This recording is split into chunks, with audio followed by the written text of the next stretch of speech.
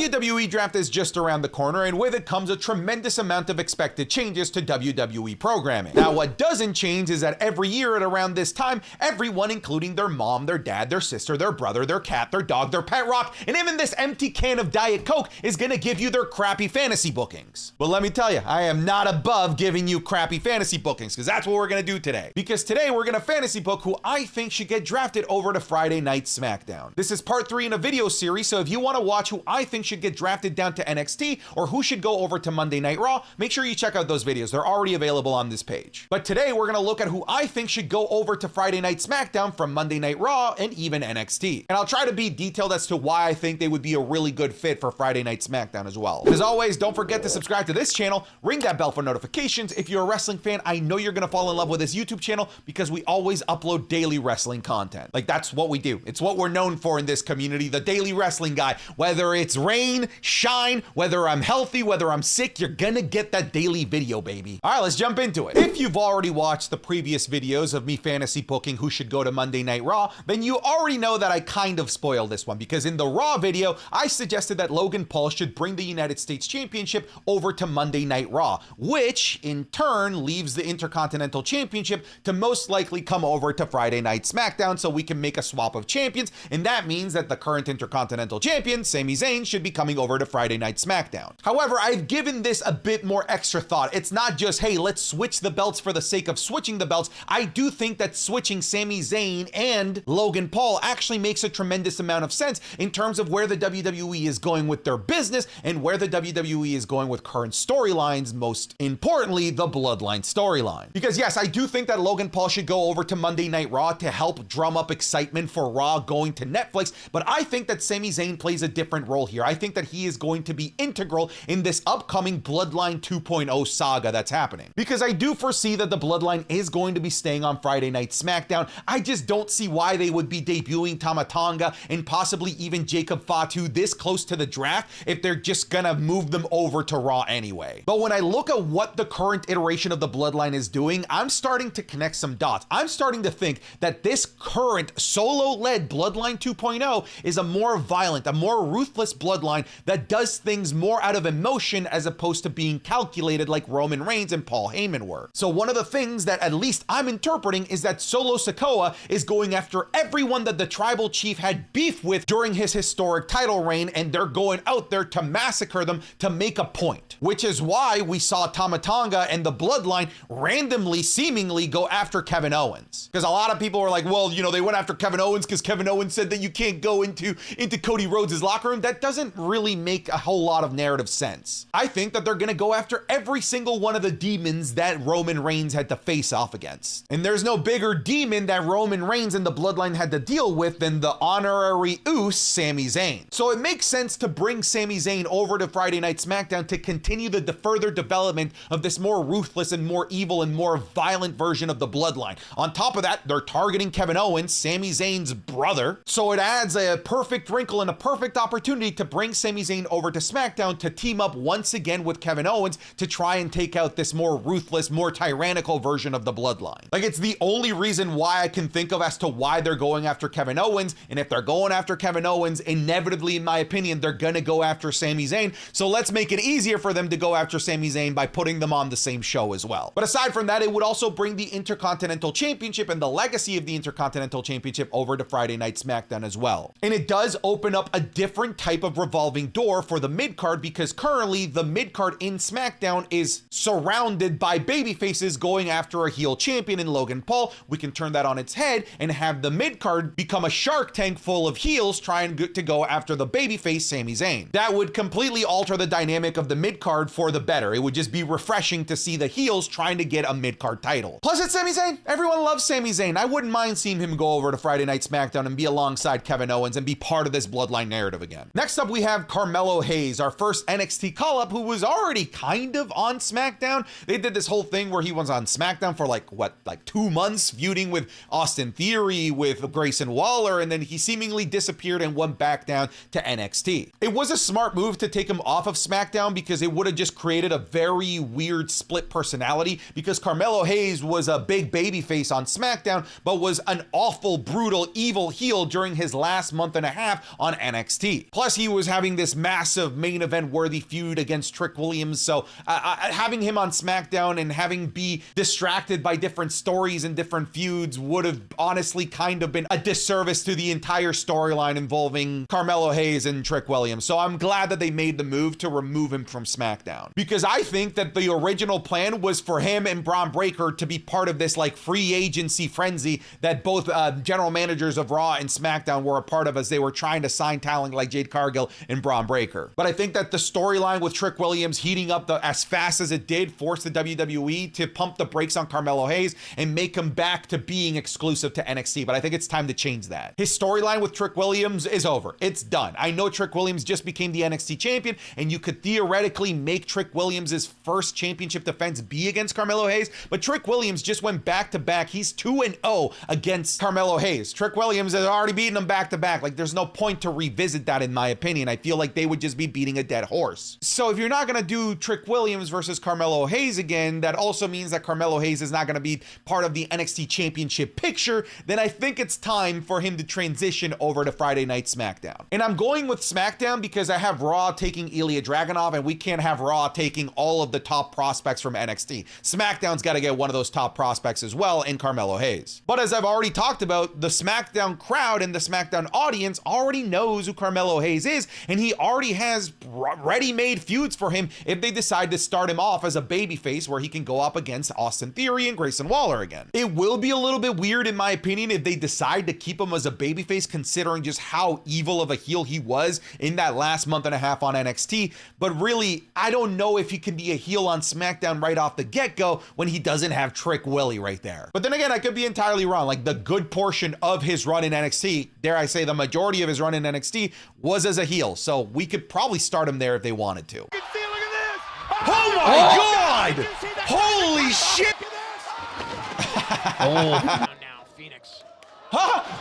Did you see that? That was a sneak peek of the Wrestling is Cool Match Club, available exclusively over on patreon.com/SantiZap. This is a series where the patrons get to vote on 3 matches per week for Sancho and myself to react and review for your viewing pleasure. This week we're doing The Rock versus Brock Lesnar at SummerSlam 2002, a TNA X Division match from 2007, and a crazy 7-way Lucha Underground match from 2015. You're also gonna get the Wrestling is Cool podcast 3 days early. You're gonna get the Raw reviews, the SmackDown reviews, and so much more. We already have over 1,000 patrons supporting over there, so thank you so much for your support. So if you want to catch all these series and vote on which matches we do next week, make sure that you head over to patreon.com/SantiZap. The link will be at the top of the description of this video, or it will be the pinned comment as well. Go check it out. I think you're gonna like it. Back to the video. I do have Raw taking one of the top women in NXT and Blair Davenport, but I think SmackDown is gonna get their pound of flesh as well in Roxanne Perez, who is still your NXT Women's Champion. However, she did announce that she was gonna be part of the draft, so maybe we are gonna see the NXT Women's Champion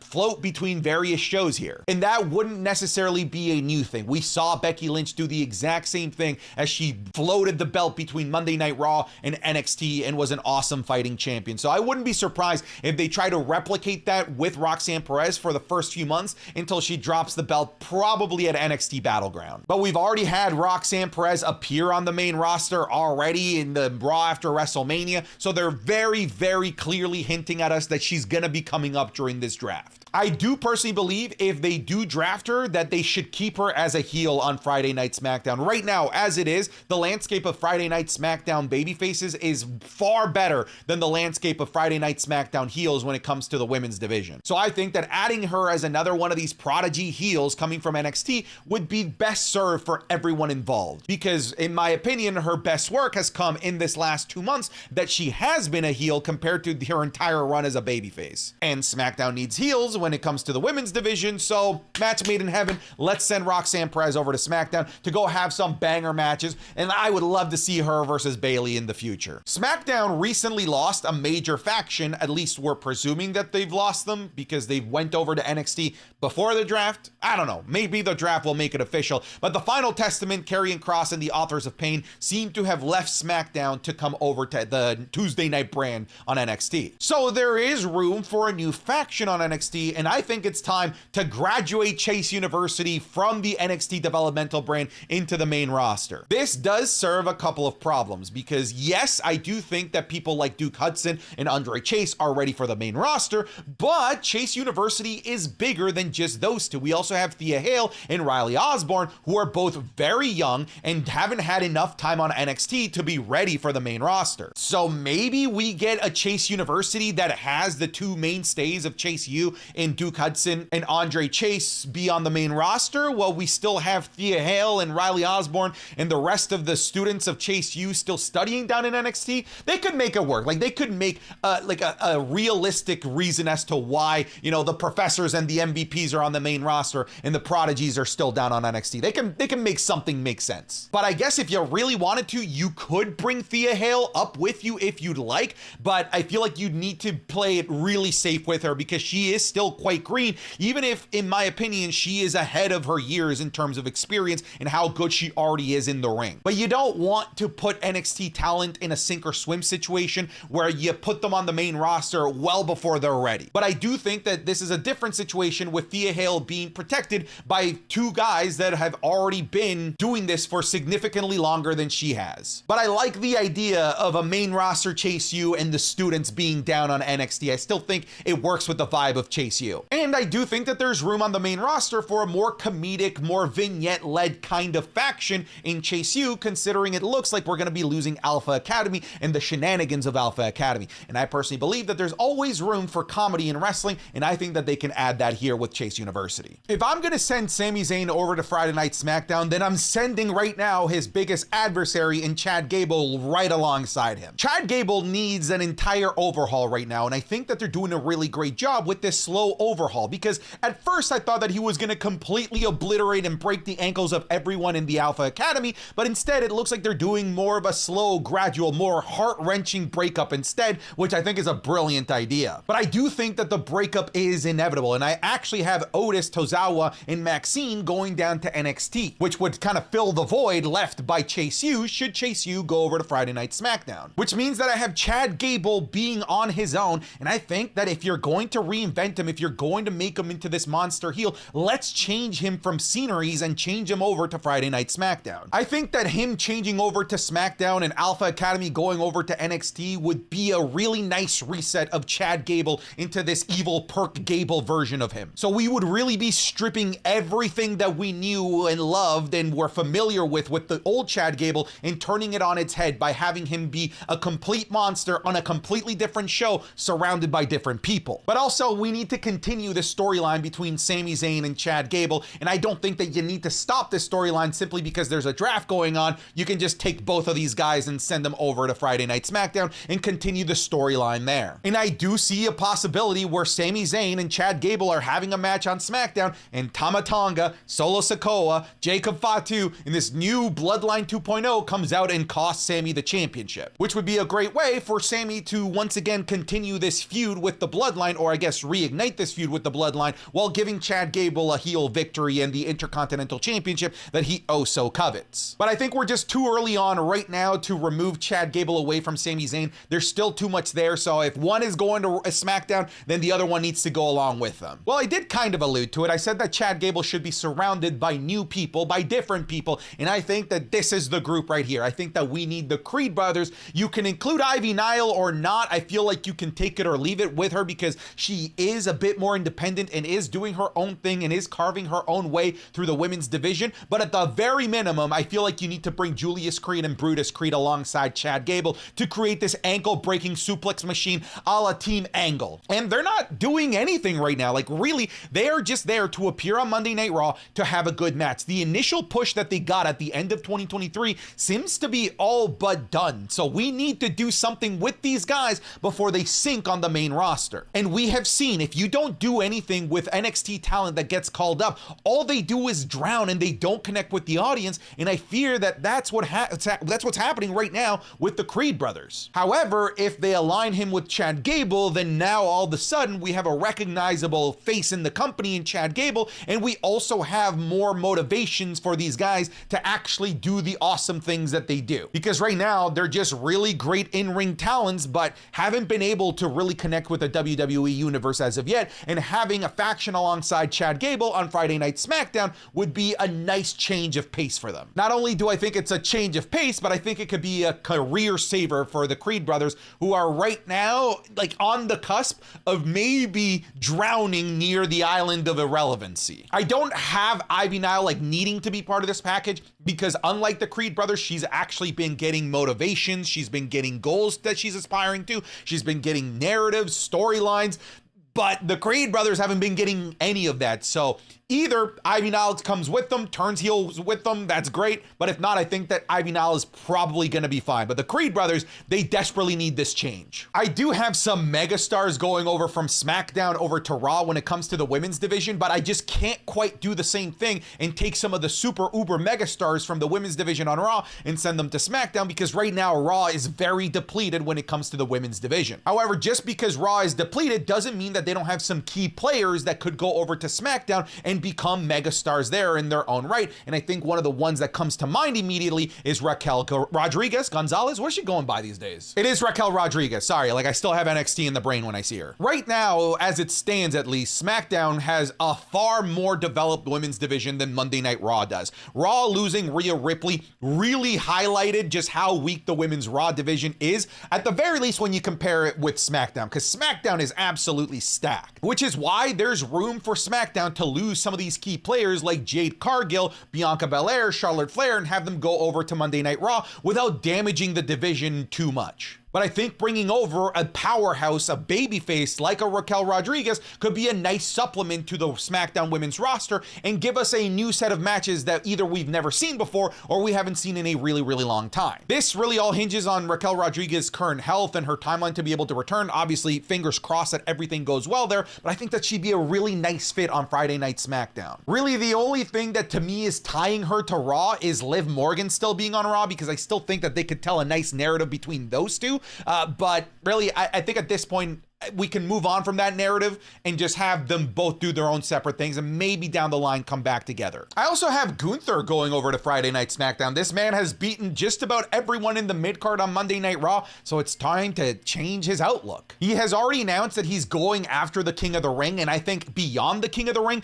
we need to start looking at a World Championship opportunity for Gunther. And when I look at Monday Night Raw, if Damian Priest is staying on Monday Night Raw, then I don't really see too much of a prospect for Gunther going after the World Championship when it's already being held by a heel. This might change if Jey Uso were to win the World Heavyweight Championship. Then I could see Gunther as being a realistic option to take out Jey Uso and become a World Heavyweight Champion. But right now, with the information that I have, I think that he's better suited for being a foil down the line for somebody like Cody Rhodes. A super over babyface needs a giant unstoppable heel like Gunther to really help cement their reign. However, that also hurts to say, because I don't think that Gunther should be used as an elevating point for a World Championship. I think the man is World Championship caliber on his own right. And also, not that they split up Imperium, but I could also now see a world where Ludwig Kaiser is comfortable enough, like starting his own version of Imperium on a separate show where Gunther and Ludwig Kaiser could be still, you know, friends or whatever, or compatriots, but on separate brands. I think Ludwig doesn't have to have Gunther by his side anymore. I think Ludwig is ready to be more of a single star. And of course, we know that Gunther doesn't need Imperium. He is, of course, absolutely ready to go off on his own if he wanted to. But because he's already beaten everyone on Monday Night Raw and the outlook of the World Heavyweight Championship looks to be more heel-centric right now with the Judgment Day, I think it's best to send Gunther over to SmackDown to have some unbelievably good matches with probably Cody Rhodes. I don't even know what to put here. I have a picture of Uncle Howdy, but it could totally be something that isn't Uncle Howdy. I'm sure you know, as you watch Raw and SmackDown, that we've been getting these glitches, these QR codes that have been taking us to creepy websites, creepy messages. We can only presume that it's Bo Dallas, and a lot of us think that it could be a version of Uncle Howdy as well to take up the mantle for Bray Wyatt. It could be Uncle Howdy. Maybe it's not Uncle Howdy. Maybe it is just a version of Bo Dallas. Maybe it's his real name. Maybe he goes as his real name as his actual in-ring name. Maybe he brings Alexa Bliss with him. Maybe he brings a new re-envisioned Wyatt family. Who the hell knows? I don't know right now. But Bray Wyatt was on SmackDown, and I do think that maybe we should continue on where Bray Wyatt left off on SmackDown and have this continue on the Blue brand where Bray Wyatt left off. But really, like, this character, this maybe potential faction could work on just about any show. but I don't know. I'm just picking SmackDown for the sake of simplicity here. Let's not forget that maybe they can pick up where Bo Dallas left off with Bobby Lashley. Bobby Lashley's on SmackDown. Like, there's something there. If they wanted to revisit that, like, they could. I do personally hope that it's like a whole faction, and if it is a whole faction, man, they would be nicely at home on SmackDown that has so many of these larger groups like the LWO, Bobby Lashley's faction, etc. This one could go alongside the Uncle Howdy, Bray Wyatt, Wyatt Six situation, but I have Braun Strowman finally returning from injury and bringing that monstrous heavyweight world championship caliber aura over to Friday Night SmackDown. Again, it could be as part of this spooky new iteration of the Wyatt family with Rowan, Alexa Bliss, Uncle Howdy, who knows? But even if it's not a part of that, I do think that there's a nice place for Braun Strowman on Friday nights. A formula that's worked really well for Monday Night Raw has been the clash between the big meaty men, and yes, it would be simple enough to send Braun Strowman to that division and have those big meaty slap fest, but I think that Braun Strowman could be a linchpin in that same category of wrestling, but now bringing it over to Friday Night SmackDown, which hasn't really had that style of kaiju wrestling that Monday Night Raw has had for the better part of a year. Look, man, I like my men meaty and I like them slapping meat, and I want to see Braun Strowman be meaty and slapping that meat. That's gonna get clipped out of context. Anyways, that's my list of people that I think should go over to Friday Night SmackDown. Who do you think should be making that leap over? Let me know down in the comments below. It's a pretty safe place over there, but that's it. I'm done. Get out of here.